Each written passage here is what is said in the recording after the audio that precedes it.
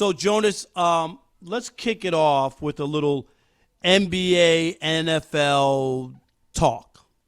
And, Mark Cuban is one of these guys beating the drum about once the NBA does get back and he'd be willing to start an NBA season after we see what happens here in like December. Let's start the season in December because that's the unofficial beginning of the NBA anyway, when people start to pay attention. Yep.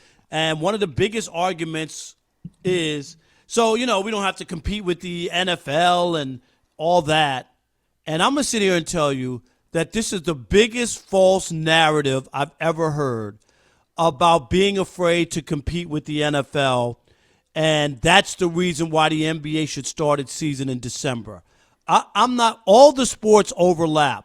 The one thing that makes this country great, especially in March, is that everything's going on. Usually in March, what's happening, Jonas? March Madness. NBA is getting ready for the playoffs in April, so things are heating up. People are jockeying for playoff position. We also have Major League Baseball that starts now at the end of March, so baseball season is started. NHL starting to pick up, heading towards the playoffs. Exactly. The playoffs are about to kick off in the NHL.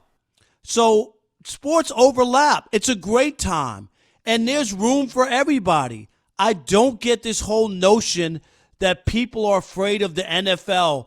Oh, my God, we can't have our league. Let's just push aside from the NFL so we don't have to compete. The reason the NBA playoffs, Jonas, are bad this year, look at all the stars who were hurt, right? One of the marquee teams in the Golden State Warriors, what happened this year? They fell off the cliff. Yeah.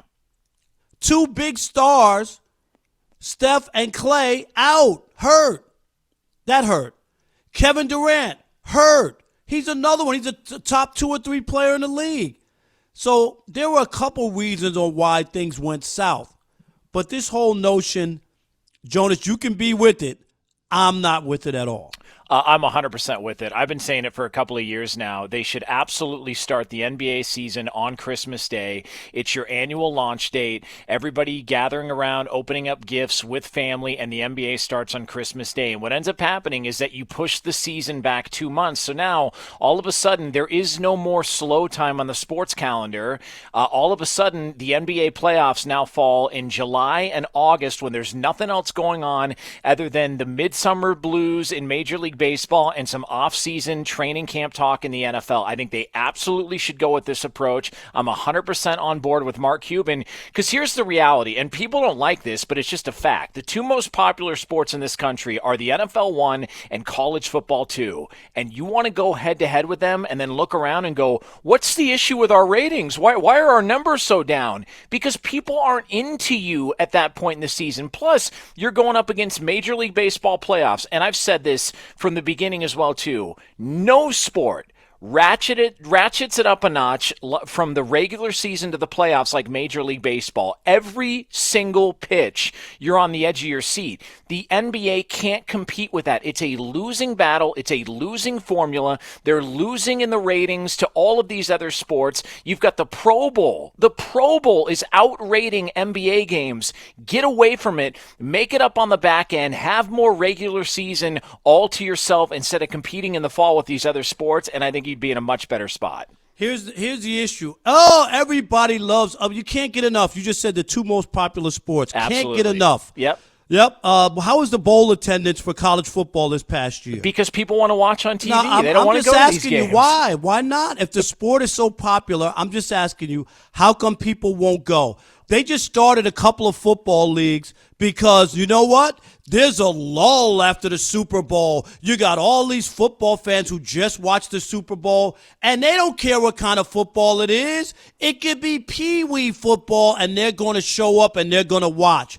Did you see the numbers? The XFL was probably, with everything that went on, fortunate to be in the spot where they had to close down because of where their numbers were going, both attendance-wise and TV ratings-wise. Would you agree on that? No, Rob, XFL games were outrating NBA games. No, but I'm talking about where the numbers were for football. They were not there. I told you this year I'm going to give the NBA a mulligan because of some of the some of the big stars that were absent.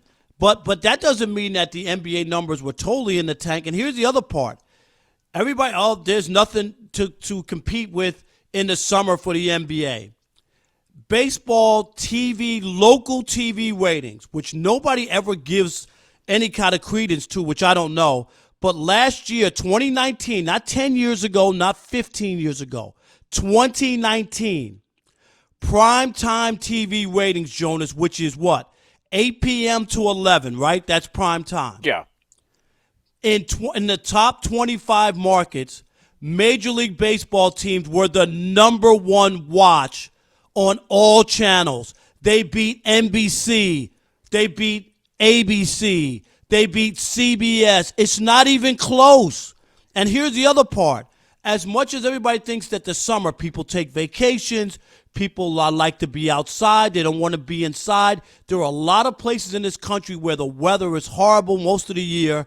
When the summer comes, agreed. That's I why agree they. on that. That's why they enjoy baseball games. Yeah. That's why baseball sells 70 million tickets, because people want to be outside. And I'm telling you, it's a bad idea. I mean, I'm stunned, and I probably needed to do a little bit more research for this, and so I admit that, and I want to apologize on the air. I didn't know that baseball still existed. I'll be honest with you. So you didn't know it? I had no idea. You were like, wait a minute. The Dodgers, you live in Los Angeles. The Dodgers have drawn 3.9 million fans and have led Major League Baseball in attendance 7 straight years, and you didn't know what was going on here. And you know, and the amazing thing about the Dodgers, with all those people showing up, you know what they continue to deliver? Failure in the postseason. Well, you every know what? single year. Last year, when the Nationals got that grand slam and the people walked out of Dodger Stadium, I gave Dodger fans credit because they had it. Man. Am I right? They had it. Yeah, it was brilliant. Look, I just think there's an old adage. And it's about the difference between a brawler and a jiu-jitsu fighter, and the mentality is when you see a wall, a brawler just wants to punch through the wall. A jiu-jitsu guy figures out a way to get around the wall. The NFL is a wall in the fall. You if you go up against it, you got issues. You've got to figure out a way around it. And if you set up your launch date on Christmas, and all of a sudden now you've got your entire playoff run in the summertime, and you're giving people options to watch the NBA Finals in August, escaping the heat. If it's humid in some of these southern places and they want to go watch basketball, they can do that. I'm telling you, I think it would do wonders for the league, and I think it would set itself apart instead of being, one of the many sports in a logjam going up against the World Series and the NFL and college football and all of these other things that are happening, the NHL, all of these things that are going on. I think the NBA would be better served because right now they're facing a losing battle. Here's the other thing, too, when we talk about the NFL, and even when you talk about numbers and the Super Bowl and what kind of viewers and all that stuff you talk about, You could even, I'll give you, if you want to put the entire, say, like viewers and just throw it into a bowl, because a lot of people have Super Bowl parties and they're at other people's houses and you say they had 100,000 viewers, right? And the Super Bowl actually it was 114 million back 6 years ago. It's down to 100 million. And here's the other thing. Even with the 100 million viewers you want to say that the Super Bowl has, that means in this country of 335 million, that 235 million didn't watch the Super Bowl. So my point is, I would call those people losers. Well, those you can do losers. that. But as big and as strong as the NFL, it's still not where there aren't other people who maybe aren't interested in football who you have. So there you have it. So here's what we want to throw out. Our telephone number, 877-99 on Fox. And should the NBA move the start date to their season to Christmas so that they can avoid going head-to-head with the NFL? We'll continue that conversation with you next. Let's kick it off with Connor in Washington. You're on the Odd Couple Fox Sports Radio. Turn down your radio. What do you got, Connor? Hey, how's it going? So I am with Jonas here. I completely agree. Yeah. I think there are plenty of viewers in the NBA, yes, but there could be more if we avoid the conflict with the NFL, with MLB playoffs, etc. However, I think that it should start on January 1st, not Christmas Day, for a couple of reasons. One, it's a new year, new beginning of a new season. And also, we don't have to have a season that goes the 17-18 season, the 18-19 season. You could just have the 2019 season like it is in baseball, like it is in most of football, etc. So there's a couple reasons there. Yeah. Oh, you want to be nice and tidy. I'm just okay. Okay. Yeah. Listen, let me tell you what's also going to happen. You start your season on January 1st, you're going to lose to bowl games because that's tradition on January 1st. I mean, come on. It's Christmas. It's Christmas Day. Yeah, no, the NBA on Christmas is fine. I like the way they don't have to have 20 games on, but no, you have like five. Five or six. But I like that. I think it does work. Let's go to Mark in Sacramento. You're on the Odd Couple, Fox Sports Radio. What's up, Mark? What's going on, guys? How you doing today? What's happening, Mark? Doing great. Good. I kind of like it the way it is, and the reason why I do is because maybe there's that overlap, and I'm a huge sports fan. I kind of like that overlap, and I do believe right about mid to late October there's a week in there where all four sports intersect, and you're able to challenge. And I really enjoy that. I even get into a little hockey when it starts, and I like when they end because you get into one ends in January usually, which is hockey. Then the Super Bowl is usually in February, which is the NFL. Then right about that time, Rob loves it because now we're getting into baseball. Yes.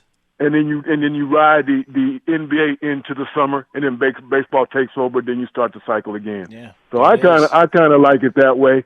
It made it seem congested in the beginning, but it spreads itself out as you go, and it allows the sports to actually have their own spotlight, so to speak, in a month where you could really see them in the end in the playoffs. And I like it spread out that way. Hey, Rob, here's what you should do. A fun little exercise. In hour 3, when we reset this topic, you should take the opposite opinion, and Mark will call up and agree with you again. Nah, that's exactly how it's going to go. He doesn't play that game. Unreal, man. Like, team greed. Team greed. You guys got to have everything in the fall. It's all got to be there. Why spread anything out? Why don't you just have Christmas, Thanksgiving, Easter, and Halloween all on the same day while we're at it, too? I mean, come on. No, that's totally different. But the whole idea that everything has to be in a nice package, and I can't function because there's another game on somewhere else.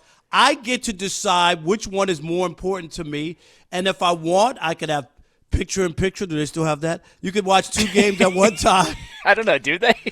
When that came out, I had it. It was big. It was great. Yeah, picture-in-picture. Wow, I'm watching another game, even though I couldn't hear it, but I was watching another game while I watched the game, and I just this whole notion to stay clear of the NFL. No business operates like that. I just don't think that's, if you're a league, you should be worried about what the NFL does. That's its own entity.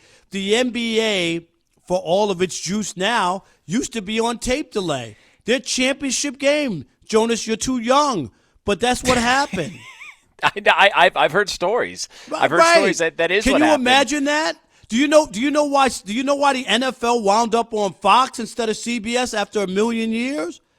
Because back then the NFL wasn't as popular and was going down, and they tried to raise their rates, and CBS said, "You know what? Even though you've been a staple in our broadcast, we're not paying it." Yeah. They thought they could get away without paying it, and you know what? Fox, an upstart network, mortgaged everything, and they got it. But they gave up the NFL. And you know the most key addition Fox made when they got the NFL? They started putting the score on the screen at all times during the game. That changed everything. That was never happening before. Remember back in the day, you watch a game? They used to just put it up every so often. Like, you would go to break, and you'd have to wait until they go to commercial, and then sometimes they wouldn't air it, so you have to wait till after the commercial to see what the actual score was of the game. Fox was the first network to put the scoreboard on the screen, and they would switch it around depending on the corners of the screen and what quarter of the game that was on. It was during the NFL. Here's the part that I think is funny. Like, this idea that, like, your buddy LeBron and some of these NBA players and people out there that don't like the fact that they might have to play games in empty arenas with no fans there. Because I don't know if you knew this or not, but LeBron James, like, he's all about the fans. Like he's a fans first guy, which is why he left thousands of them hanging outside his pizza shop in Southern California when he no-showed. So I don't know if you know that or not. LeBron's big about the fans and all that. The idea that the NBA and people out there are pushing back at them possibly having to play games in empty arenas to finish the season, where do you stand on that? Because I think it's ridiculous. I think it's more about, can the league keep them safe? The whole notion, this is not 12 guys with a basketball 10 guys with a basketball and a referee and 2 coaches. You know how many other support staff have to go in order to put this on? So my concern isn't about the fans. It's about, can they keep those people safe that are there to do it? And so here you go. You want to start up the league? We just saw it in China. What'd they do? They shut it down again. Yeah. They tried to start it up. That's my issue.